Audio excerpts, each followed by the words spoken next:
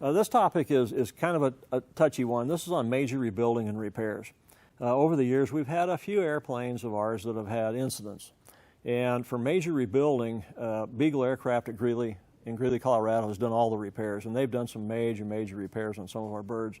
Their work has always been top notch. And if you've got a 260 SE Katmai Kenai that's got some heavy damage and you're looking for somebody with experience, I highly recommend Beagle.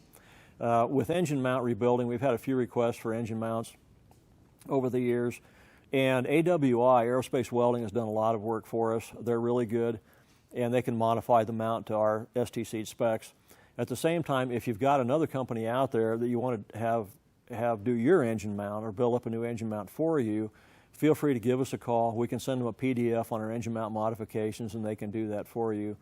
So that shouldn't be an issue at all. So, and if you do have any other questions on that, feel free to give us a call because we're always happy to help you with the repair work.